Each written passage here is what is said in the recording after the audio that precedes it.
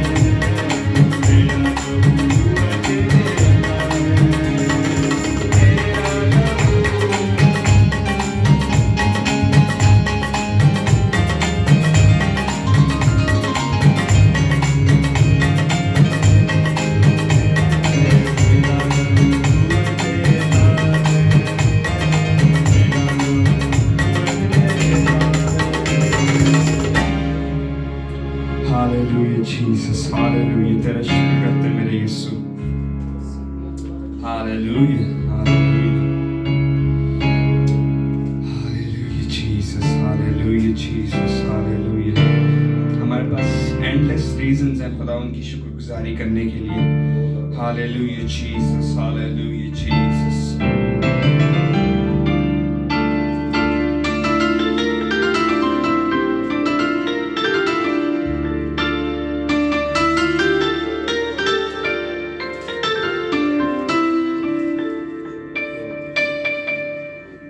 Hallelujah.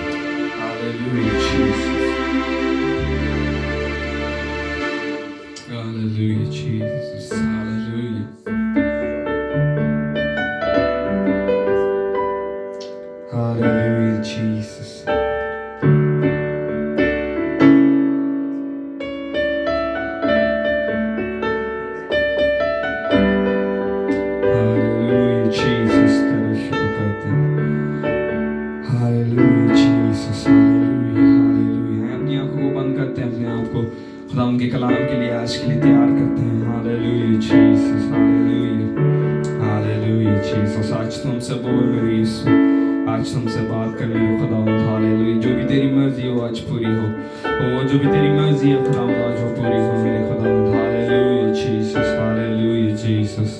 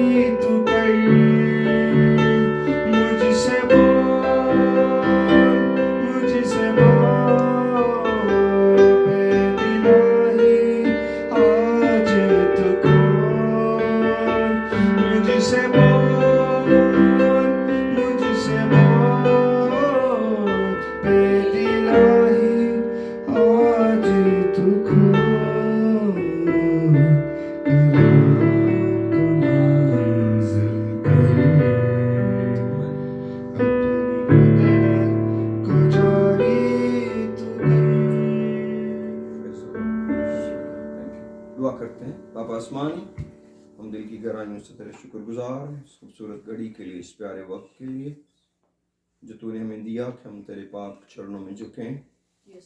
और खुदावंद इस मौका में तुझे अपने साथ पाना, तेरी हजूरी में आना ज़बरदस्त है। खुदावंद तेरा शुक्र, तेरा शुक्र, तेरा शुक्र हो मेरे एक भाई को, बहन को, बेटे बेटी को जिस वक्त हमारे साथ हैं या इस रिकॉर्डिंग को बाद में सुनेंगे। खुदा उनको, उनके घरानों को तो बड़ी बरकत दे। खुदावंद हम सबको एक ही रूह में बांध, तेरा कलाम सच्चाई है, तो अपने कलाम के वसीला से हमें पाक कर, हम तुझ में और गहरे होते चले जाएं। खुदावंद तेरा शुक्र हो, बड़ी बरकत दे। खुदा हमें फजल दे, तेरे कलाम से लिपटे रहें, तुझे प्यार करें, तेरी फरमाबरदारी में जिएं, ताकि हमारे बदनों से तुझे जलाल मिले। खुदावंद तेरी बहुत बड़ी कुदरत आज हमारे दरमियान है। तेरा शुक्र हो, तेरा शुक्र हो, यीशु के नाम में आमीन। सर को उठाते हैं यीशु के कादिर नाम में। अब सबको सलाम, खुदा का शुक्रिया अदा करते हैं आज के इस मुबारक वक्त के लिए, इन प्यारी घड़ियों के लिए, इन प्यारे लम्हों के लिए जो खुदावंद ने हमें दिए हैं। अज़ीज़ों, इस सेटअप के अंदर कलाम की बातें करना मुझे बहुत भला लगता है। मैं बड़ा इसमें कंफर्टेबल फील करता हूँ कि मैं खुदावंद के प्यार की बातें आपके साथ शेयर करूँ। और हम सब सीखते हैं, और मैं खुदा के कलाम का एक बड़ा मामूली सा तालिब इल्म हूँ, क्योंकि मैं समझता हूँ बहुत से लोग इस किताब को बहुत प्यार करते हैं और बड़ी ही मोहब्बत से इसे पढ़ते हैं। हो सकता है वो किसी प्लेटफॉर्म पर जाने नहीं जाते, हो सकता है वो किसी तौर पर पहचाने नहीं जाते, लेकिन फिर भी खुदा ने उनके अंदर अपनी मोहब्बत रखी हुई है, अपना प्यार रखा हुआ है, और जिसके लिए वो खुदा उनमें मजबूत से मजबूत हो रहे हैं। मेरे अजीज़ों, ये बहुत ही मुबारक सफ़र है, बहुत खूबसूरत वक्त है जो खुदा ने हमें दिया है कि उसकी हजूरी में आएँ। इसलिए जितना भी वक्त हमारे पास बचा है, हमें इस कलाम को समझने, इस पर गौर करने में लगाना चाहिए। खुदा का ये इंतज़ाम है कि खुदा ने हमको ये सहूलतें दी हैं कि हम दूर बैठे भी इस कदर एक दूसरे के करीब हैं, اور یہ خدا کے فضل نے ہمارے لیے کیا ہے. یہ میں یا کوئی اور انسان سب کچھ نہیں کر سکتا تھا. یہ خدا کا پیار ہے جس کے لیے ہمیں خدا کا بے حد شکریہ ادا کرنا چاہیے. اور میں بڑی حلیمی سے خدا کا شکریہ ادا کرتا ہوں ان ساری باتوں کے لیے. اسپیشلی میں خدا کے لوگوں کے لیے خدا کا شکریہ ادا کرتا ہوں جن کی خدمت کرنے کا خدا مجھے موقع بخشتا ہے. اور میں آپ کو یقین دلاتا ہوں اور میں اپنے دل کی صفائی سے یہ بات جانتا ہوں کہ یہ خدا کا آپ سے پیار ہے جب خدا مجھے آپ کے لیے استعمال کرتا ہے. میرے لیے اس سے بڑھ کر اور کچھ بھی نہیں کہ میں اس کے کام کے لیے استعمال ہو سکوں.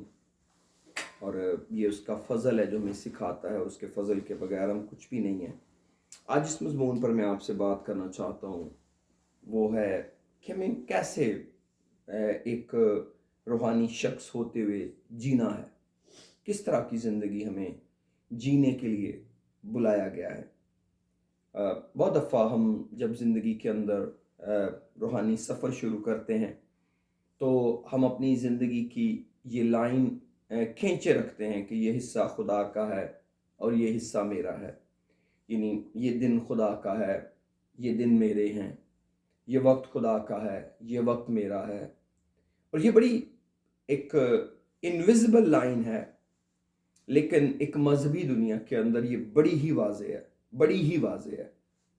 اور ہر ایک ذہن کے اندر یہ بات سوچتا ہے ضرور کہ ایک لائن ہے میری زندگی میں کھینچی ہوئی.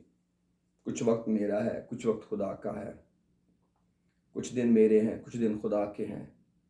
اور اسی طرح ہی ہم جیتے رہتے ہیں. اس میں کوئی برائی نہیں ہے. لیکن جو اس کا نقصان ہے وہ ناقابل تلافی ہے. اتنا بڑا نقصان ہے کہ سوائے پچھتاوے کے باقی کچھ بھی نہیں بچتا اگر ہم اس لائن کو مٹا نہ پائے اپنی زندگی میں. اور یہ وقت آ گیا ہے کہ خدا نے یہ لائن مٹا دی ہے کہ ہم اپنے دنوں کو، اپنے وقت کو، اپنی زندگی کی اس ڈویژن سے نکل آئیں اور ہم خداوند کے ہو کے جئیں. بعض دفعہ ہم یہ سوچتے ہیں کہ شاید اگر ہم سارا وقت یا ہر ایک وقت پر خدا کا کنٹرول مان لیں گے تو شاید پھر ہمیں ہمارا گزارا نہ ہو پائے، ہماری زندگی نہ گزر پائے. یہ دشمن کا کام ہے، یہ خدا کا کام نہیں ہے. کیونکہ ہمارا خدا بہت ہی زوراور خدا ہے. وہ ہماری سوچ اور خیال سے بہت بڑا ہے. اور وہ جو کچھ چاہے، اس کو جو کچھ نہیں ہے، ابراہیم خدا کے بارے میں کہتے ہیں کہ وہ اس کا اعتقاد تھا کہ وہ جو کچھ نہیں ہے اسے یوں بلا لیتا ہے گویا کہ وہ ہے. اور خدا نے چیزوں کو جب خلق کیا تو انسان کی عقل سے بالکل باہر خلق کیا. کیونکہ انسان یہاں تک ہی پہنچا ہے کہ کچھ بھی چیز بننے کے لیے اس کے لیے میٹر چاہیے، کوئی سبسٹینس چاہیے. لیکن خدا نے چیزوں کو کلام سے کریٹ کیا، کہنے سے کریٹ کیا. اس نے کہا اور وہ ہو گیا. اور یہی خدا کا کمال ہے. تو ہم اس باکمال، یہ تو لفظ بھی بڑے معمولی ہیں، ہم ایسے خدا کے پجاری ہیں، ہم ایسے خدا کی عبادت کرنے والے ہیں جس کو کچھ بنانے کے لیے کچھ مٹیریل کی ضرورت نہیں. وہ صرف کہتا ہے اور وہ ہو جاتا ہے. اس کو اس سے غرض نہیں ہے اس کے پیچھے اس کا سورس کوئی ہے یا نہیں ہے. ہمیں ترقی کرنے کے لیے سورسز چاہیے، فاؤنڈیشن چاہیے، ہمیں بڑا شخص ہونے کے لیے بنیاد چاہیے. خدا کو نہیں، کیونکہ وہ خود بنیاد بن جاتا ہے. اور جن کی بنیاد وہ خود ہے وہ کبھی نہیں ہارے. اس لیے جب ہم خدا کی بات کرتے ہیں تو پھر ہمیں انسانی ضابطے، انسانی اصول، انسانی قانون، ان کو بہت پیچھے رکھ کر سوچنا چاہیے. اور یہی اس کلام کا اصل بیان ہے کہ ہم خدا کو گہرے طور پر جانیں. جوں ہم خدا کو جاننے لگ جاتے ہیں، جوں ہم خدا کے بارے میں سمجھنا شروع ہو جاتے ہیں تو پھر ہم کو پتہ چلتا ہے کہ ہم کتنے عظیم خداوند کے بیٹے بیٹیاں ہیں. لیکن ہماری کچھ ذمہ داریاں ہیں خدا کے لوگ ہوتے ہوئے. جب ہم یہ ڈیل سائن کرتے ہیں، جب یہ اڈاپشن قبول کرتے ہیں، اور افسیوں کے اندر لکھا ہے کہ ہم خدا کے لپالک بیٹے بیٹیاں ہیں. اور گلیشینز کے اندر بھی لکھا ہے، اور رومنز کے اندر بھی یہ لکھا ہے کہ ہم خدا کے لپالک بیٹے بیٹیاں ہیں۔ میرے ساتھ آئیے ذرا کھولیے غلطیوں، میرے سامنے ہے، میں چاہتا ہوں کہ آپ میرے ساتھ کھولیں گلیشینز چیپٹر 4 اور اس کا چوتھی آیت میں لکھا ہے، گلیشین 4:4 میں لکھا ہے، جب وقت پورا ہو گیا تو خدا نے اپنے بیٹے کو بھیجا جو عورت سے پیدا ہوا اور شریعت کے ماتحت پیدا ہوا، تاکہ شریعت کے ماتحتوں کو مول لے کر چھڑائے اور ہم کو لے پالک ہونے کا درجہ ملے۔ اور چونکہ تم بیٹے ہو، اس لیے خدا نے اپنے بیٹے کا روح ہمارے دلوں میں بھیجا، جو ابا یعنی اے باپ کہہ کر پکارتا ہے۔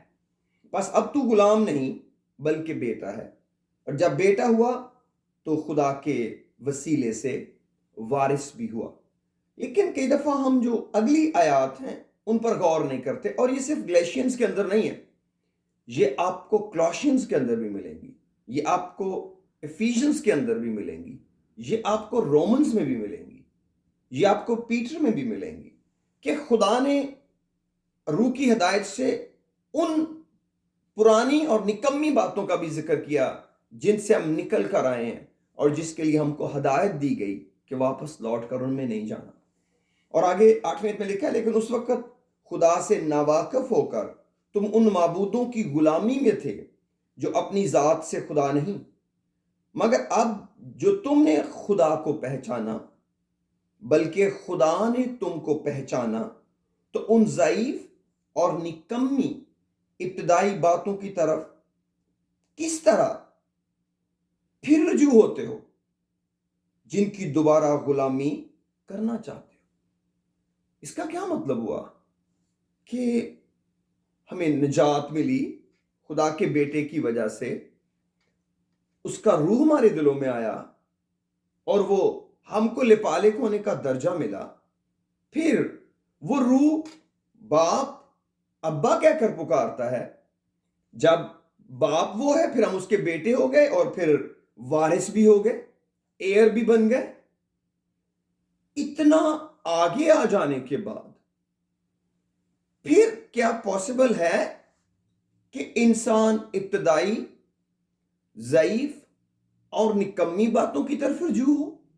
یہ کون کرتا ہے؟ یہ ہمارے بدن کا بڑا پرابلم ہے کہ اس کی جو رغبتیں اور خواہشیں ہیں یہ روح کے خلاف جنگ میں ہیں۔ اور گلیشینز کے اندر میرے عزیزو اس کو بڑی ہی ڈیٹیل سے بتایا گیا ہے۔ اب اگر ہم تھوڑا سا آگے آئیں، اگلے چیپٹر میں آئیں، چیپٹر 5 میں آ جائیں، کلام کہتا ہے 16ویں آیت میں، مگر میں یہ کہتا ہوں کہ روح کے موافق چلو تو جسم کی خواہش کو ہرگز پورا نہ کرو گے، کیونکہ جسم روح کے خلاف خواہش کرتا ہے اور روح جسم کے خلاف، اور یہ ایک دوسرے کے مخالف ہیں، تاکہ جو تم چاہتے ہو وہ نہ کرو۔ اور میرے عزیزو، اس کے اگر ہم اوپر کی آیتیں پڑھیں تو وہاں پر بھی رسول اس بات کو کلیئر ہمیں سکھاتا ہے۔ تو جو پیغام ہے وہ آج یہ ہے کہ جب ہم نے نجات پائی، ہمارے پاس روح القدس آیا، ہم کو لپالک ہونے کا درجہ ملا، ہم کو وراثت مل گئی، اور خدا نے اپنی میراث ہمیں بتائی۔ ہماری میراث نہیں کہ خدا میں کیا ہے، ہمارے پاس خدا کو دینے کے لیے کیا ہے، خدا کو ہمیں دینے کے لیے بہت کچھ ہے، اور اس نے ہم پر اعیاں کیا کہ میں آپ کو دوں گا۔ لیکن یہ جسم جو ہے یہ ہمیں اس درجے تک کئی دفعہ پہنچنے نہیں دیتا، لیکن یہ کلام ہے جو ہم کو روشنی دیتا ہے کہ ہم غور کر کے دیکھتے رہیں کہ یہ ہو کیا رہا ہے، اصل میں یہ کیا چیز ہے جو میری زندگی کے اندر ہے۔ اور کئی دفعہ ہم اپنے اندر کی جو جنگ ہے اس کو دبا دیتے ہیں، اس کا اظہار نہیں کرتے، اس کا یقین نہیں کرتے، اس کو قبول نہیں کرتے، اور اس طرح روحانی نقصان لوگوں کا ہوتا ہے۔ میں اپنے آپ کو اور آپ سب کو اس بات کے لیے کنونس کرنا چاہتا ہوں، اور میں کرتا ہوں، خدا کا روح میرے دل میں یہ ڈالتا ہے کہ ہم ہمیشہ ایک ایسی زندگی جئیں جو ایک لائن کھینچے میری جسمانی اور روحانی زندگی میں، اور مجھے پتا چلے کہ میں کب جسمانی ہونے لگا ہوں، کب میں جسم کی زندگی میں جینے لگا ہوں، اور فوراً میں وہاں سے پیچھے آ جاؤں۔ اور یہاں پر میں تھوڑا سا ایکسپلین کرنا چاہتا ہوں کہ لپالک ہونے کا کیا مطلب ہوتا ہے۔ اصل میں جو اڈاپشن ہے یہ ایسا ہوتا ہے کہ جن لوگوں کے پاس اکثر اپنے میاں بیوی کے پاس اولاد نہیں ہوتی، خدا ان کو کسی سبب سے اولاد نہیں دیتا، تو کئی دفعہ وہ کسی اور کا بچہ لے لیتے ہیں اور اس کو، یا کسی بیبی کو ریز کرتے ہیں، اور یہ اچھی بات ہے۔ میں خود بھی لوگوں کو سجیسٹ کرتا ہوں کہ وہ اڈاپشن پر جائیں، نسبتاً کہ آپ ایک کمی کو محسوس کرتے رہیں اور اپنا وقت ضائع کرتے رہیں، اپنی صحت برباد کرتے رہیں اور خدا پر ناراضگی کا اظہار کرتے رہیں۔ اس سے بہت یہ ایک طریقہ ہے، لیکن میں اس کے لیے فورس نہیں کرتا لیکن میں روحانی اعتبار سے اڈاپشن آپ کو بتانا چاہتا ہوں۔ ایک تو اس کا یہ مطلب ہے کہ کسی کو اپنا بیٹا بنانا، جیسے خدا نے ہمیں اپنے بیٹے بیٹیاں بنا لیا، لیکن اس کا ایک اور بھی مطلب ہے، کیونکہ جو بڑے لوگ ہوتے ہیں ان کا ایک کاروبار ہوتا ہے، ان کا ایک بزنس ہوتا ہے، اور بچے کو استاد کے سپرد کر دیا جاتا ہے کہ وہ اس کام کو سنبھالنے کے لیے اس بچے کو تیار کریں۔ اس کو استادوں کے تابع کر دیا جاتا ہے اور استاد اس کو ٹرین کرتے ہیں۔ جب وہ بچہ ٹرینڈ ہو جاتا ہے، جب تک وہ ٹرینڈ نہیں ہوتا اس میں اور غلام میں کوئی فرق نہیں ہے، وہ بھی عام بچوں جیسا ہی ہے، عام نوکروں کی طرح کام کر رہا ہے۔ لیکن ایک وقت اس کے استاد یہ یقین کر لیتے ہیں کہ یہ بچہ ٹرینڈ ہو چکا ہے، یہ اپنے باپ کا بزنس رن کر سکتا ہے۔ اس کے بعد اس کو استاد اس کے باپ کے پاس لاتے ہیں اور وہ اس کو کہتے ہیں کہ سر، آپ کا بیٹا آپ کا کام، آپ کا بزنس چلانے کے لیے ماہر بن چکا ہے، یہ ایکسپرٹ ہو چکا ہے اور اس کام کو چلا لے گا۔ تب جو بزنس ہے اس کے سپرد کیا جاتا ہے۔ یہ بھی اڈاپشن ہے۔ جب ہمیں خدا اڈاپٹ کرتا ہے تو ایک ذمہ داری کے ساتھ ہم کو اپنے بیٹے بیٹیاں بناتا ہے کہ ہم اپنے باپ کا بزنس سنبھالیں گے۔ ہم اس روح کو جس سے ہمیں لپالک ہونے کا درجہ ملا ہے، ہم اس کو یوز کریں گے، اس کو کام میں لائیں گے باپ کا جلال ظاہر کرنے کے لیے، کیونکہ باپ نے ہم پر ٹرسٹ کیا ہے۔ اس لیے نہیں ٹرسٹ کیا کہ مجھے کچھ مل جائے، وہ تو آلریڈی مل چکا ہے، میرے ذریعے بہتوں کو مل جائے تاکہ دنیا جانے اور خاص طور پر ابلیس جانے کہ ہم خدا کے بیٹے بیٹیاں ہیں، اور وہ اپنا جلال ہمارے بدن میں ظاہر کرے۔ اسی لیے جتنی بھی اس کی میراث ہے، افسیوں پہلے باب میں لکھا ہوا ہے، وہ خدا نے اپنے بدن کو یعنی کلیسیا کو دی، اور اس کا سر جو ہے وہ یسوع مسیح ہے، اور کلیسیا اس کا بدن ہے، اور ساری حکومتیں، سارے اختیارات اس کے نیچے، اور وہ خود اس بدن کا معمور کرنے والا ہے۔ یہ باتیں جو افیشین چیپٹر 1 کے اندر لکھی ہیں یہ معمولی نہیں ہے، یا کولوسینس کے اندر لکھی ہیں یہ معمولی نہیں ہے۔ ہمیں ان پر بڑا دھیان دینا چاہیے۔ جب ہم ان پر غور کرتے ہیں، پھر گناہ، پھر نکمی اور ضعیف باتوں کی طرف مڑنا، پھر دنیا داری کی زندگی جینا، اس کا کوئی جگہ نہیں بنتی، اس چیز کی کوئی جگہ ہی نہیں بنتی کہ اس کو کیسے انسان مینٹین کرے گا جب وہ اس قدر آگے نکل گیا اپنے باپ کے کام کو کرنے کے لیے، پھر لوٹ کر یہ سب کچھ کیسے کرے گا؟ یہ اس وقت ہوتا ہے جب لوگ اپنی ذمہ داریاں نہیں سمجھتے، صرف وہ فارغ بیٹھے ہوئے اپنے آپ کو خدا کا بیٹا اور بیٹی سمجھتے ہیں، اور ان کے پاس کوئی اور کام نہیں ہوتا، صرف یہ سوچنے کے کہ وہ خدا کا بیٹا ہے یا بیٹی ہیں اور خدا ان کا باپ ہے۔ That's it۔ ان کی دعا یہاں تک ہے کہ خداوند تو میرا باپ ہے اور میں تیرا بیٹا ہوں، تیرا شکر۔ وہ اس کے آگے کچھ سوچنے کو تیار نہیں ہے کہ دراصل خدا نے ہمیں کسی پرپز کے لیے بلایا ہے، ہم کسی کام کے جواب دہ ہوں گے، اور ہمیں ایک خاص لائف سٹائل جینا ہے۔ ان دونوں سوالوں کے جواب ڈھونڈتے ہیں۔ تیتس میں بھی جائیں گے اور افیشین چیپٹر 2 کے اندر آپ میرے ساتھ آئیے، افسیوں 2 باب کے اندر، کہ ہمارا بلایا جانے کا مقصد کیا ہے۔ دوسرے باب کی 8ویں آیت میں لکھا ہے کیونکہ تم کو ایمان کے وسیلے فضل ہی سے نجات ملی ہے، اور یہ تمہاری طرف سے نہیں، خدا کی بخشش ہے، اور نہ اعمال کے سبب سے ہے، تاکہ کوئی فخر نہ کرے۔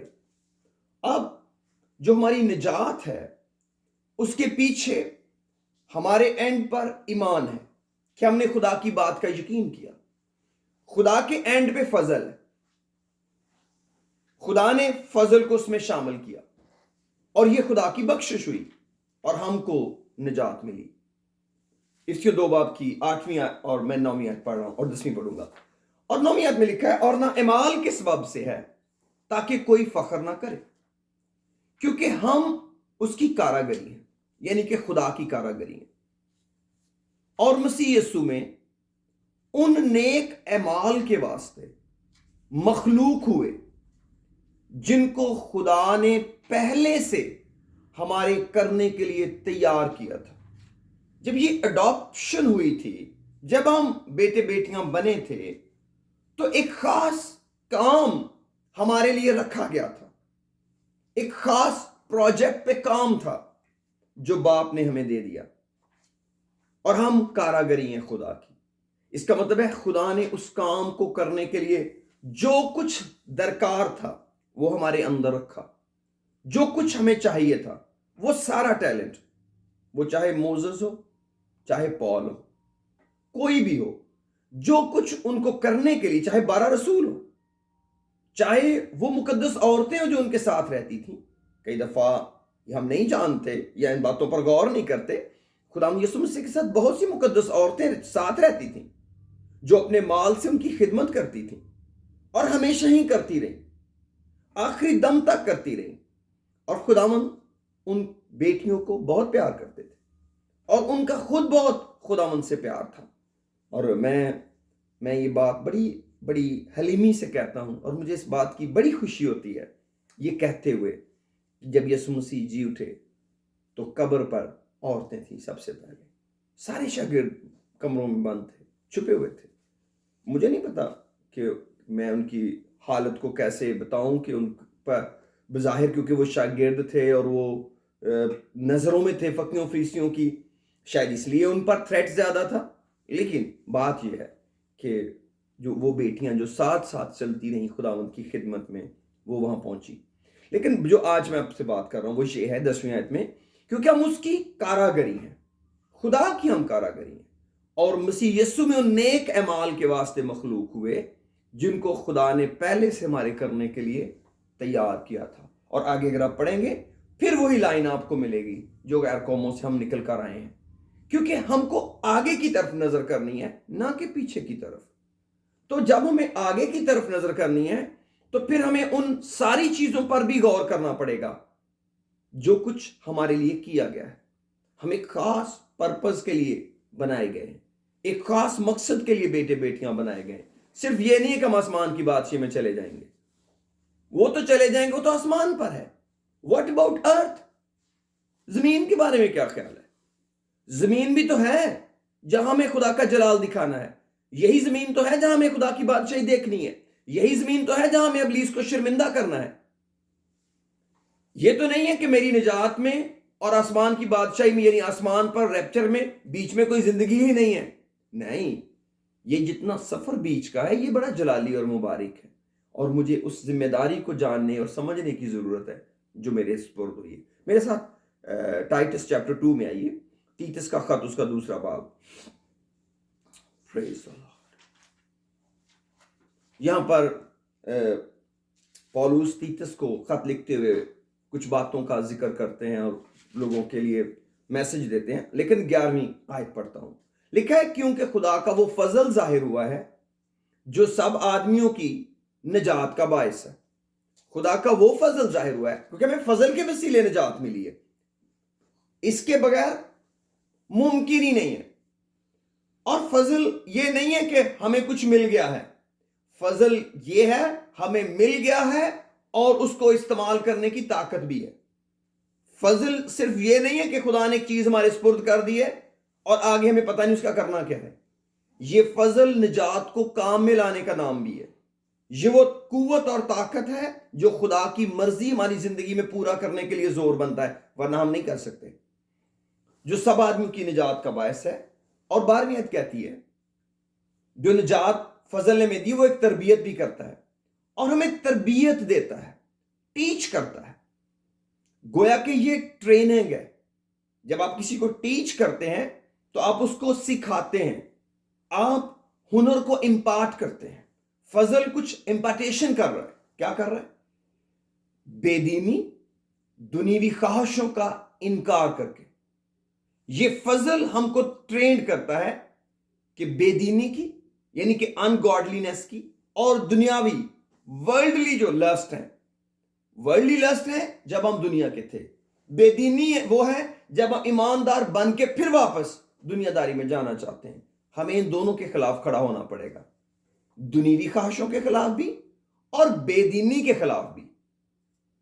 انکار کر کے موجودہ جہان میں، آسمان پر جا کر نہیں، موجودہ جہان میں، موجودہ جہان جہاں ہم اپنے دن رات گزار رہے ہیں اس وقت، پرہیزگاری، راست بازی اور دینداری کے ساتھ زندگی گزارے.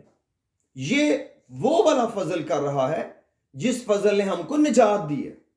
اگر مجھے اپنی نجات کا یقین ہے تو پھر وہی فضل مجھے جسمانی خواہشوں، دنیاوی خواہشوں اور بے دینی سے انکار کرنے کے لیے بھی زور بخشتا ہے. اگر میں دلیری کروں تو، اگر میں خدا کا یقین کروں تو یہ پوٹینشل میرے پاس ہے. تو پھر جینا کیسے ہے؟ پرہیزگاری سے، سوبرلی رہنا ہے، رائچسلی رہنا ہے اور گاڈلی رہنا ہے. 3 باتیں: پرہیزگاری، راست بازی، دینداری کے ساتھ زندگی گزاریں. اور 13ویں آیت، اور اس مبارک امید یعنی اپنے بزرگ خدا اور منجی یسوع مسیح کے جلال کے ظاہر ہونے کے منتظر رہیں. بزرگ خدا اور منجی یسوع مسیح کے جلال کے ظاہر ہونے کے منتظر رہیں. تو یہ جو ہم ریپچر کا انتظار کرتے ہیں اس کے بیچ میں ایک پروسیس ہے، اور پروسیس ہے کچھ انکار کرنے کا اور کچھ جینے کا نام. جو پروسیس ہے دنیاوی اور بے دینی کی خواہشوں کا انکار کرنا ہے، اور پرہیزگاری، راست بازی اور دینداری کی زندگی جینا ہے. اور ہمیں کسی مغالطے میں نہیں رہنا کہ ہمیں اپنی زندگی کی ایک لائن کھینچنی ہے، اپنے وقت کی نہیں، اپنے فیصلے کی نہیں کہ یہ وقت خدا کا اور یہ میرا ہے. نو، سارا ہی وقت خدا کا ہے، سارے ہی دن خدا کے ہیں. جب مجھے وقت ملے گا میں اس جنگ میں شریک ہو جاؤں گا. یہ میری دعا کا وقت ہے اور یہ بھی میری دعا ہی کا وقت ہے. میں اپنے کام پر ہوں، مجھے 5 منٹ مل گئے میں دعا کر سکتا ہوں، مجھے 10 منٹ مل گئے میں نے دعا کر سکتا ہوں. مجھے یاد ہے بہت سال پہلے میں نے کئی بار مجھے اتفاق ہوا کہ میں بہنوں کی میٹنگ میں پریچ کروں، اور میں اس کو ہمیشہ ایک بہت ہی زیادہ قابل عزت خدمت کی طرح کرتا ہوں جب میں صرف لیڈیز میٹنگ میں یا بہنوں بیٹیوں کی میٹنگ میں خدا کا کلام پیش کرتا ہوں. جب بھی خدا نے مجھے استعمال کیا میں نے بڑی عزت کی نگاہ سے اس وقت کو جانا. اور میں نے ان کو کئی دفعہ سمجھایا جو گھروں کا کام کرتی ہیں، محنتی بہنیں. میں نے کہا میری بہنوں میں آپ کو ایک بات بتاؤں، اگر آپ کو خدا میں جینا ہے تو ایک اپنی روٹین بنائیں کہ کام کو ادھورا چھوڑ کر خدا سے بات کرنا سیکھیں. کیونکہ کئی دفعہ گھروں کے کام اتنے زیادہ ہوتے ہیں کہ اس کام کو پورا کرتے کرتے آپ ایگزاسٹ ہو جاتی ہیں اور آپ تھک جاتی ہیں، آپ کا وقت گزر جاتا ہے. تب آپ کا جسم آپ کو خدا سے بات کرنے کی اجازت ہی نہیں دیتا. اس لیے لوگوں کی نظر میں بے وقوف بننا سیکھیں. لوگ آپ کو کہیں کہ دیکھو کیسی بے وقوف عورت ہے، کپڑے دھوئے نچوڑے نہیں ہیں اور جا کے دعا کر رہی ہے. کوئی بات نہیں، لیٹ اٹ بی. اس کا یہ مطلب نہیں کہ اس کام کو کریں نا. اس چھوٹے سے ٹائم کو جب آپ کی اسپرٹ میں خدا بات ڈال رہا ہے، کام کو روکیں، آپ فریش ہو جائیں گے. یہ انجوائمنٹ ہے خدا کے ساتھ وقت گزارنا. یہ کوئی رونا پیٹنا تھوڑی ہے. یہ تو پیار کی شیئرنگ ہے. یہ کوئی بوجھ تھوڑی ہے. یہ تو روح میں ترقی کا نام ہے. 5 منٹ 10 منٹ روح میں دعا کریں, آپ فریش ہو جائیں گے. کیونکہ یہ تازگی ہے روح میں دعا کرنا.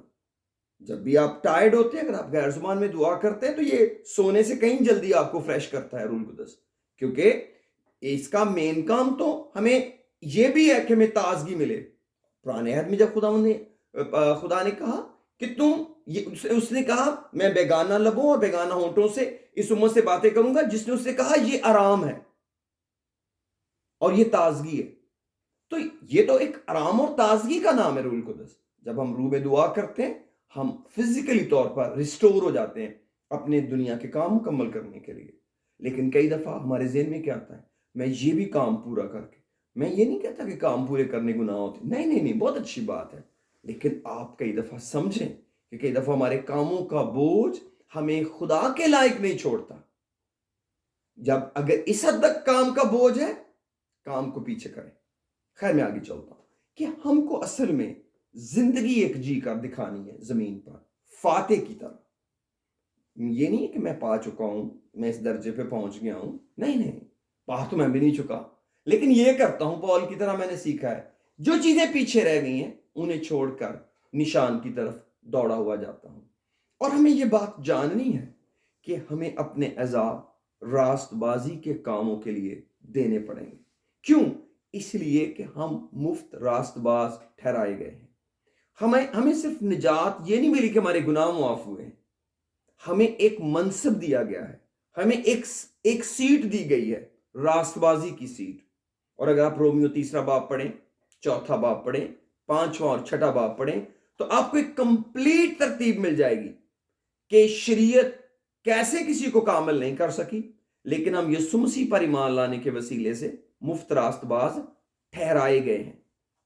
اور یہ وہ راست بازی کی زندگی ہے جو ہم نے جینی ہے, جو یہاں پر 12ویں آیت میں لکھا ہے نا کہ ہم پرہیزگاری, راست بازی اور دینداری کی زندگی گزاریں.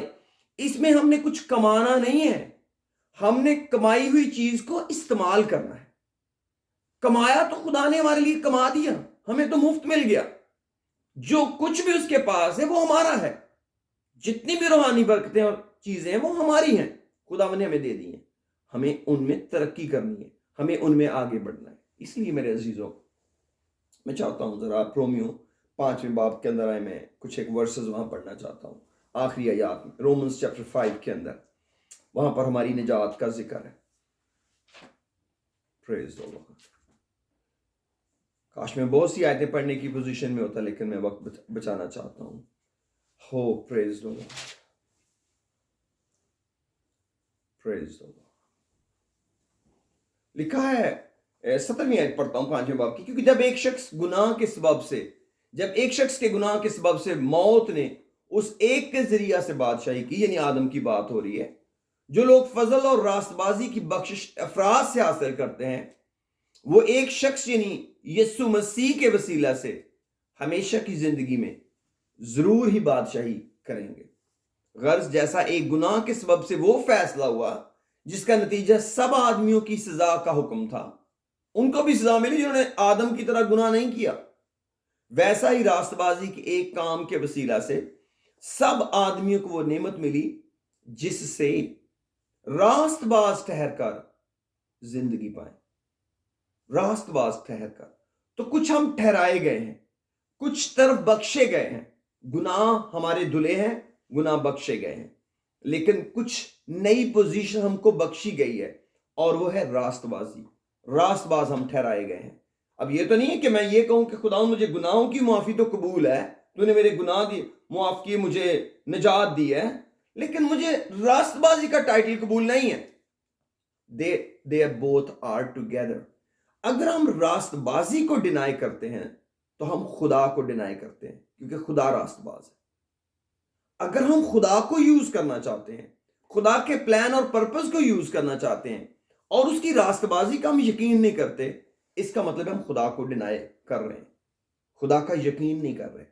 کیونکہ خدا ہمارے صرف ماضی کو ہی نہیں سیٹل کر رہا, وہ ہمارے مستقبل کو بھی فکس کر رہا ہے. یہ تو نہیں ہو سکتا کہ میں تو اپنے ماضی کا کام خدا کو دوں, لیکن خدا مستقبل کا کام مجھے نہ دے. یہ کیسے پاسبل ہوگا؟ ہمیں تو سرو کرنا ہے، چاہے ہم جسم کو سرو کریں، ابلیس کو سرو کریں، چاہے ہم خدا کو سرو کریں. تو جب ہم نے خدا کو سرو کرنا ہے تو ہم نے کچھ بننا نہیں ہے کہ ہم نے راست باز بننا ہے. اگر ہم راست باز بننے کے لیے کریں گے تو یہ شریعت ہوگی، لیکن ہم ایمان سے راست باز ٹھہرے. اس کا مطلب ہے ہم نے کلام راست بازی کا قبول کیا اور ہم راست باز ٹھہرائے گئے ایمان سے. لیکن اب ہمیں اس راست بازی کے کام کرنے ہیں، اس راست بازی کو مینج اور مینٹین کرنا ہے خدا کی قدرت کے وسیلہ سے. اور آگے پال کیا کہتے ہیں 19 میں لکھا، کیونکہ جس طرح ایک ہی شخص کی نافرمانی سے بہت سے لوگ گنہگار ٹھہرے، اسی طرح ایک کی فرمانبرداری سے بہت سے لوگ راست باز ٹھہریں گے، رائچس ٹھہریں گے. اور بیچ میں شریعت موجود ہوئی تاکہ گناہ زیادہ ہو جائے، مگر جہاں گناہ زیادہ ہوا وہاں فضل اس سے بھی نہایت زیادہ ہوا شریعت کی وجہ سے، تاکہ جس طرح گناہ نے موت کے سبب سے بادشاہی کی، اسی طرح فضل بھی ہمارے خداوند یسوع مسیح کے وسیلہ سے ہمیشہ کی زندگی کے لیے راست بازی کے ذریعہ سے بادشاہی کرے. گناہ نے بادشاہی کی موت کے سبب سے، لیکن فضل بادشاہی کرے گا ہمیشہ کی زندگی کے لیے راست بازی کے وسیلہ سے. جب ہم خدا کی مرضی کو پورا کر پاتے ہیں میرے عزیزوں، تو پھر اس کا مطلب یہ ہوا کہ خدا ہماری زندگی کے اندر اس بادشاہی کے کام کو کر رہا ہے اور ہم گناہ سے چھوٹ کر ایک نئی زندگی میں جی رہے ہیں. اسی لیے کلام بار بار ہم کو کہتا ہے کہ ہمیں پرانی ان ساری شہوت کی باتوں کی طرف دوبارہ نہیں جانا. ایک دو ورسز میں بعد میں پڑھتا ہوں، لیکن ابھی چھٹے چیپٹر کے شروع میں آ جائیں. چھٹے چیپٹر کے شروع میں لکھا ہے، پس ہم کیا کہیں؟ کیا گناہ کرتے رہیں تاکہ فضل زیادہ ہو؟ کیونکہ آگے لکھا ہے کہ جہاں فضل زیادہ، گناہ زیادہ ہو، فضل نہایت زیادہ ہوا. تو پال کہتے ہیں کہ اس کا کیا مطلب؟ پھر اب یہ کمپٹیشن کر لیں کہ ہم گناہ پہ گناہ کرتے ہیں، فضل پہ فضل لیتے رہیں. کہتا ہرگز نہیں. ہم جو گناہ کے اعتبار سے مر گئے، کیوں کر اس میں آئندہ کو زندگی گزاریں. اس کا مطلب ہے فضل کا تعلق یہ نہیں کہ اب ہم نے گناہ سے ناتا جوڑا ہوا ہے. گناہ کے اعتبار سے تو ہم مر گئے تھے. کب؟ جب ہم کلیسیا میں شامل ہوئے تھے، جب ہم نے توبہ کی تھی، تو گناہ کے اعتبار سے تو مرے تھے اور پانی کا بپتسمہ لے کر دفن ہو گئے اور روح القدس کے وسیلے نئے بن کے جی اٹھ گئے. تو یہ ڈیل تو پہلے ہو چکی ہے. اب جو فضل کا استعمال ہے اس کا گناہ کے ساتھ تعلق نہیں، بلکہ اس کا تعلق ہے راست بازی کے کاموں کے ساتھ. کہ اب ہم نے جس فضل نے ہم کو نجات دی ہے، اس فضل کے ہم نے تحت جانا ہے کہ کیا میری باڈی پرفارم بھی کر رہی ہے کہ نہیں، اس نجات کو میرے بدن میں ظاہر بھی کر رہی ہے کہ نہیں کہ میں نے نجات پائی ہوئی ہے. اسی لیے نجات ہم کو طاقت بخشتی ہے کہ ہم اندھیرے سے نکل کر روشنی میں جئیں، بے ایمانی سے نکل کر ایمانداری میں جئیں. اور یہ دوسرا کرنتھیوس کے 6 باب میں ایک پوری لسٹ لکھی ہے، اگر موقع ملے گا وہ پڑھیں گے. کیا تم نے تیسیت پڑھ رہا ہوں، کیا تم نہیں جانتے ہم جتنوں نے مسیح یسوع میں شامل، تھوڑا فاسٹ پڑھوں گا، شامل ہونے کا بپتسمہ لیا تو اس کی موت میں شامل ہونے کا بپتسمہ لیا. پس موت میں شامل ہونے کے بپتسمہ کے وسیلے سے ہم اس کے ساتھ دفن ہوئے. بپتسمہ کے وسیلے، تاکہ جس طرح مسیح باپ کے جلال کے لیے جلال کے وسیلہ سے مردوں میں سے جلایا گیا، اسی طرح ہم بھی نئی زندگی میں چلیں. کیونکہ جب ہم اس کی موت کی مشابہت سے اس کے ساتھ پیوستہ ہو گئے، تو بے شک اس کے جی اٹھنے کی مشابہت سے بھی اس کے ساتھ پیوستہ ہوں گے. تو یسوع مسیح جب جی اٹھا، پھر نہیں مرنے کا. لکھا ہے چنانچہ ہم جانتے ہیں ہماری پرانی انسانیت اس کے ساتھ اس لیے مصلوب کی گئی کہ گناہ کا بدن بیکار ہو جائے، تاکہ ہم آگے کو گناہ کی غلامی میں نہ رہیں، کیونکہ جو موا وہ گناہ سے بری ہوا. پس جب ہم مسیح کے ساتھ موئے تو ہمیں یقین ہے کہ اس کے ساتھ جئیں گے بھی. اگر مرنے سے مشابہت پیدا کی تو جی اٹھنے کی بھی مشابہت اس کے ساتھ ہے، کیونکہ یہ جانتے ہیں مسیح جب مردوں میں سے جی اٹھا ہے، پھر نہیں مرنے کا، پھر موت کا، پھر اس پر اختیار نہیں ہونے کا. کیونکہ مسیح جو موا گناہ کے اعتبار سے ایک بار موا، مگر اب جو جیتا ہے تو خدا کے اعتبار سے جیتا ہے. اس طرح تم بھی اپنے آپ کو گناہ کے اعتبار سے مردہ مگر خدا کے اعتبار سے مسیح یسوع میں زندہ سمجھو.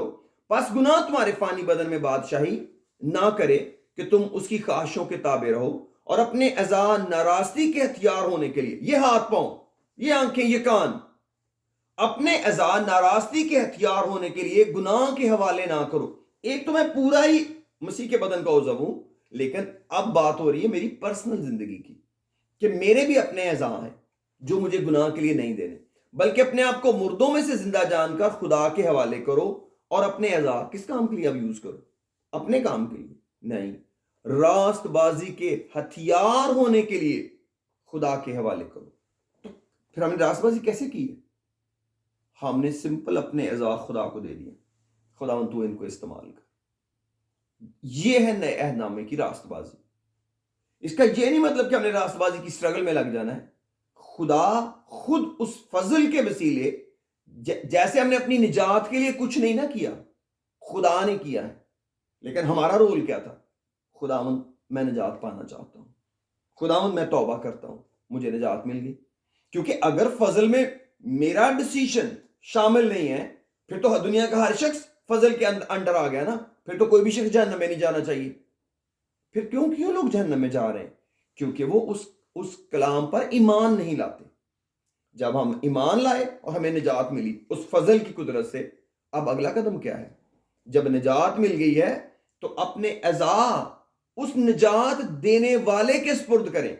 کیونکہ پولس کرنتھیوں کو کہتے ہیں وہ اس لیے سب کے واسطے ہوا تاکہ جو جیتے ہیں وہ آگے کو اپنے لیے نہ جئیں بلکہ اس کے لیے جو ان کے واسطے ہوا۔ اگر میں یہ کہتا ہوں کہ یسوع میرے لیے صلیب پر مر گیا اور اب وہ زندہ ہو گیا ہے، تو اب میں جو جیتا ہوں میں کس کے لیے جی رہا ہوں؟ اس کے لیے جی رہا ہوں جو میرے لیے ہوا۔ یہ تو انڈرسٹینڈیبل ہے۔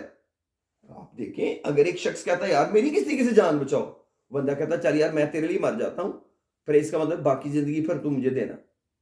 ٹھیک ہے یار میری جان بچ جائے، تو میرے لیے مر جا، میں تجھے اپنی زندگی دے دوں گا، دے دی جی۔ اب جی یسوع مسیح نے ہمارا فدیہ دے دیا، اب یسوع مسیح کہتا لو جی زندگی مجھے دو۔ اب ہم کہتے ہیں نہیں صحیح نہیں ہے، ایک مشکل ڈیل ہے، اس میں میرا بھی کچھ حصہ ہونا چاہیے۔ جب میں سلیپر تھا تو تم تو اس وقت یہی کہہ رہے تھے کہ خداوند میں مر گیا گناہوں میں مر گیا، میں جہنم میں نہیں جانا چاہتا۔ اب تجھے نجات دے دی ہے، اب کام کا وقت آیا تو تجھے اپنے کام یاد آ گئے، میرے اپنے بھی بڑے کام ہیں، میں نے یہ کرنا ہے، میں نے وہ کرنا ہے۔ یہ کون سی ڈیل ہے؟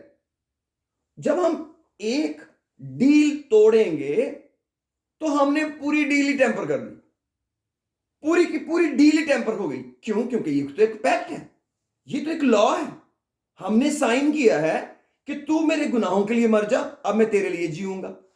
اس کا آدھا پارٹ کمپلیٹ ہو گیا، ہم خوشی خوشی نجات پا گئے، خوشی خوشی نجات حاصل ہو گئی، بڑی خوشی ہو گئی۔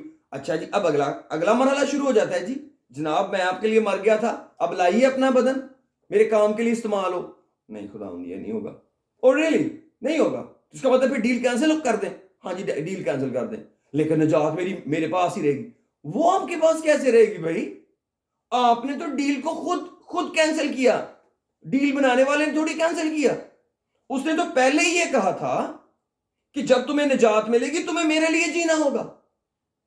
آپ نے ہاں کر دی، لیکن جب دنیا دیکھی، دنیا کی رنگینی دیکھی، لالچ دل میں آیا، ترقی دیکھی، ہم بھی دنیا جیسے ہیں، ہمیں بھی دنیا جیسا بننا ہے، ہمیں بھی دنیا جیسا دکھنا ہے، پھر ہمارا دل کیا آدھی ڈیل بچا لے۔ کون سی؟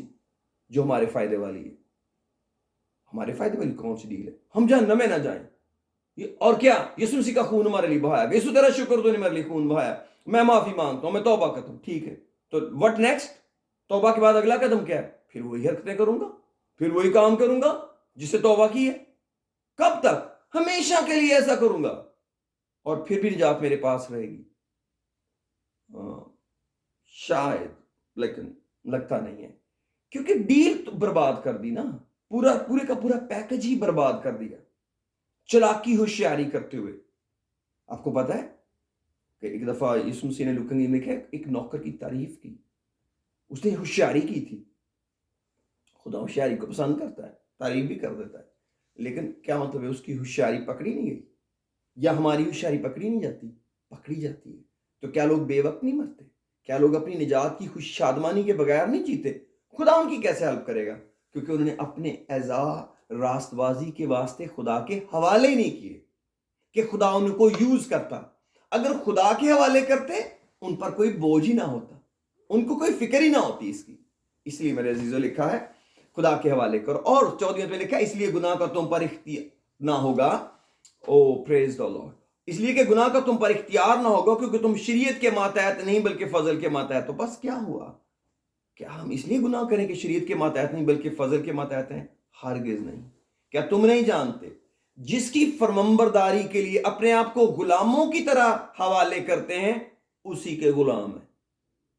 جس کے فرمانبردار ہو خواہ گناہ کے. اس کا مطلب ہے جب ہم گناہ کرتے ہیں تو ہم نے اپنے اعضاء گناہ کو دیے ہوئے ہیں. بیسیکلی ہم سوچ رہے ہیں میں کر رہا ہوں، نہیں، میں نے گناہ کے ساتھ ایگریمنٹ بنایا ہوا ہے کہ میرا بدن اس میں سیٹسفائی ہوتا ہے تو اس لیے میں گناہ کروں گا. اور لکھا ہے جس کا انجام موت ہے خواہ فرمانبرداری کا جس کا انجام راست بازی ہے. تو ہم سوچ رہے ہیں راست بازی کیسے کریں؟ ہم سے تو راست بازی ہو نہیں سکتی، کوئی بھی راست باز نہیں ہے. تو راست بازی کیسے ہوتی ہے؟ فرمانبرداری سے. فرمانبرداری کیا؟ خدا یہ بدن تو نے موت سے بچایا ہے، مجھے آگ میں جانے سے بچا لیا ہے، میں اس کو تیرے حوالے کرتا ہوں، تیرے حوالے کرتی ہوں، تو اسے اپنے کام کے لیے استعمال کر. اور پھر آپ اپنا سارا بوجھ خدا کو دے دیں اور بھول جائیں کہ وہ آپ کو اور مجھے کیسے استعمال کرتا ہے. اس کو کام کرنے دیں، وہ کیسے آپ کے بدن میں عزت اور جلال پائے گا.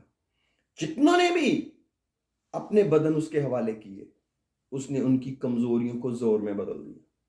بلکہ انفیکٹ کرنتھینز کو پال کہتے ہیں خدا نے خاص طور پر کمزوروں کو ہی چنا ہے، بے وقوفوں کو چنا ہے، بے وجودوں کو چنا ہے، حقیروں کو چنا ہے، بلکہ کمینوں کو چنا ہے، جو بیس ہیں ان کو چنا ہے کہ وہ ایسے ہی رہیں. نو، ان کے اندر اپنی قدرت ظاہر کرے. خدا کو بڑا جلال ملتا ہے کہ کسی ایسے شخص کو اٹھا لے جو اپنے اوپر یہ سمجھتا ہو میں نے قتل کیا. آپ کو پتا ہے پال جب اپنے گناہوں کی لسٹ بتاتے ہیں اور کہتے ہیں میں سب سے چھوٹا، میں تو رسول کہلانے کے بھی لائق نہیں. کہتے ہیں جب اسٹیون کا خون ہو رہا تھا، قتل ہو رہا تھا، تو میں اس کے قاتلوں کے کپڑوں کی رکھوالی کر رہا تھا اور اس کے قتل پر راضی تھا. تو جو قتل کے لیے ابھارتا ہے یا قتل کا حصے دار ہوتا ہے اس کی بھی سزا بہت کڑی ہوتی ہے قاتل کے ساتھ. اس لیے پال خود کو سمجھتے ہیں کہ وہ اسٹیفنس کے قتل میں انوالو ہے اور یہ اس کے اندر ایک کمی تھی اور خدا نے اپنا بڑا رحم اس میں ظاہر کیا. اور یہ بات وہ اپنے اسٹوڈنٹ کو بتاتا ہے، یہ بات وہ اپنے تیموتھیوس کو، اپنے پیارے شاگرد کو کہتا ہے، تیموتھیوس میں یہاں تک پہنچ گیا ہوں خدا کے فضل سے. کیونکہ وہ بتانا چاہتا تھا تیموتھیوس کو کہیں مجھے ایسا استاد نہ سمجھ بیٹھے کہ جیسے میں آسمان سے اترا ہوا استاد ہوں. نہیں، خدا کا فضل مجھ پر ہوا ہے. بے شک وہ آسمان سے اترا ہوا ہے، کہتا خدا نے مجھے میری ماں کے پیٹ ہی سے چن لیا. جیسے میں اپنے بارے میں ایمان سے یہ بات سوچتا ہوں کہ خدا نے، جب میں اپنے ماضی کو دیکھتا ہوں، اپنے انوائرمنٹ کو دیکھتا ہوں، اپنے سرکمسٹانس کو دیکھتا ہوں، تو میں خدا کا شکر کرتا ہوں کہ خدا تو نے مجھے اس کام کے لیے بلایا ہے. اور میں بڑے حلیمی سے اس کو بیان کرتا ہوں اور ظاہر کرتا ہوں. لیکن وہ کیا بتاتے ہیں؟ میں پہلے کفر بکنے والا تھا. میں چاہتا ہوں ذرا اس کو پڑھتے ہیں، ذرا آئیے تیموتھیوس کے خط میں. Praise the Lord. خدا تیرا شکر.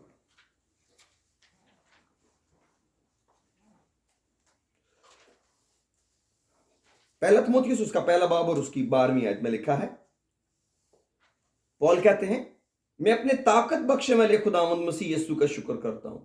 کیا تعارف ہے یسوع مسیح کا پالوس کی زندگی میں؟ وہ میرا طاقت بخشنے والا ہے. Praise the Lord. اس نے فضل کا ایک اور پیارا سا نام رکھ لیا، یسوع مسیح، کہ اس نے مجھے دیانتدار سمجھ کر اپنی خدمت کے لیے مقرر کیا. اگرچہ میں پہلے کفر بکنے والا اور ستانے والا اور بے عزت کرنے والا تھا، تو بھی مجھ پر رحم ہوا. کیسے میں کوالیفائی کر گیا؟ گریس مارکس ملے، رحم خدا کا مجھ پر ظاہر ہوا، اس واسطے کہ میں نے بے ایمانی کی حالت میں نادانی سے یہ کام کیے تھے اور ہمارے خداوند کا فضل اس ایمان اور محبت کے ساتھ جو مسیح یسوع میں ہے بہت زیادہ ہوا۔ یہ بات سچ اور ہر طرح سے قبول کرنے کے لائق ہے کہ مسیح یسوع گناہ گاروں کو نجات دینے کے لیے دنیا میں آیا، جن میں سب سے بڑا گنہ گار وہ کہہ رہے ہیں میں ہوں، اپنے شاگرد کو بتا رہے ہیں سب سے بڑا گنہ گار میں ہوں، لیکن مجھ پر رحم اس لیے ہوا کہ یسوع مسیح مجھ بڑے گناہ گار میں اپنا کمال تحمل ظاہر کرے، تاکہ جو لوگ ہمیشہ کی زندگی کے لیے اس پر ایمان لائیں گے ان کے لیے میں نمونہ بنوں کہ اگر میں خدا کی مرضی پوری کرنے کے لائق بن گیا ہوں، میں اس طرح اکھڑا ہوا تھا، بھائی تم بھی آ سکتے ہو اسی فضل کے اندر۔ او پریز اللہ۔ اب ازلی بادشاہ یعنی غیر فانی نادیدہ واحد خدا کی عزت اور تمجید ابدالآباد ہوتی رہے، آمین۔ اب اگلی سٹیج کیا آئی ہے؟ فائنل سٹیج پال کی کیا ہے؟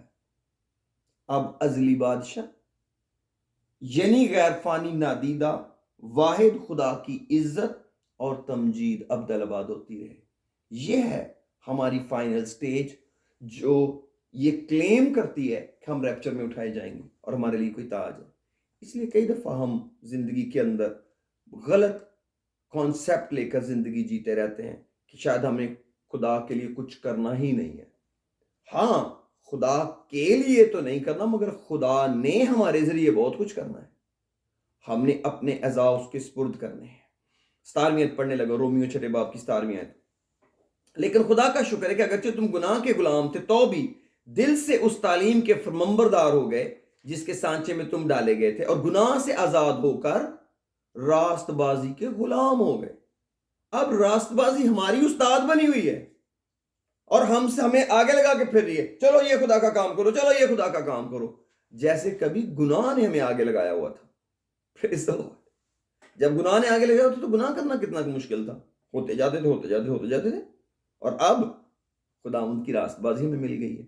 اسی طرح خدا اپنا رحم ہمیں ظاہر کرتا ہے۔ میں تمہاری انسانی کمزوری کے سبب سے انسانی طور پر کہتا ہوں، جس طرح تم نے اپنے اعضاء بدکاری کرنے کے لیے ناپاکی اور بدکاری کی غلامی کے حوالے کیے تھے، اسی طرح اب اپنے اعضاء پاک ہونے کے لیے راست بازی کے غلامی کے حوالے کر دو، کیونکہ جب تم گناہ کے غلام تھے تو راست بازی کے اعتبار سے آزاد تھے۔ ایک ہی کی غلامی ہو سکتی، چاہے گناہ کی یا راست بازی کی۔ بس جن باتوں سے تم اب شرمندہ ہو ان سے تم اس وقت کیا پھل پاتے تھے، کیونکہ ان کا انجام تو موت ہے۔ گناہ کا انجام کیا ہے؟ موت۔ لیکن راست بازی کا انجام کیا ہے؟